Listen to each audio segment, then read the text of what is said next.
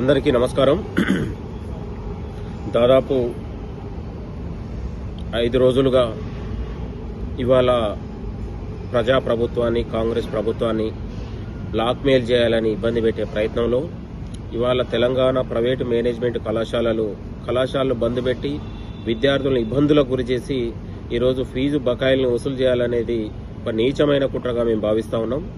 రాష్ట్ర ప్రభుత్వం, ప్రజాప్రభుత్వం మీ అందరి కోసం, మీ అందరి సమస్యలు వినడానికి, పరిష్కరించడానికి సిద్ధంగా ఉంది.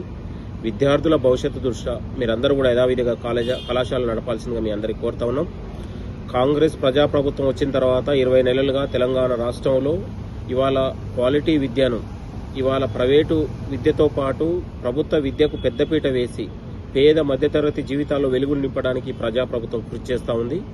దయచేసి ఈ యొక్క ఫీజు రియంబర్స్మెంట్ కోసం ఈ బ్లాక్మెయిల్ రాజకీయాలకు దిగకుండా ఇవాళ ప్రభుత్వంతో మీరందరూ యథావిధిగా అధికారులతోని మీకు అండగా ఉంటారు. మీరు పరిష్కారం చేసుకోవాల్సింది పోయి ఇట్లా కళాశాలలకు తాళాలు వేసుకొని మేము బ్లాక్మెయిల్లకు దిగి మేము పైసలు వసూలు చేసుకుంటామంటే ఇది సరైంది కాదు. ఒకవైపు పరీక్షలు నడుస్తూ ఉన్నాయి, విద్యార్థులు ఇబ్బంది పడుతూ ఉన్నారు. యథావిధిగా కళాశాలలు నడిపి ప్రభుత్వానికి, విద్యార్థులకు భవిష్యత్తు దృష్ట్యా మీరందరూ కూడా సహకరించాలని మీ అందరికీ కోరుతా ఉన్నాం. ప్రభుత్వం ఖచ్చితంగా మీ సమస్యల్ని, ఈ యొక్క ఫీజు రియంబర్స్మెంట్ అంశాన్ని తప్పకుండా పరిష్కారం చూపి విద్యార్థుల భవిష్యత్తు కోసం ఆలోచన చేస్తుందని కోరుతున్నాం.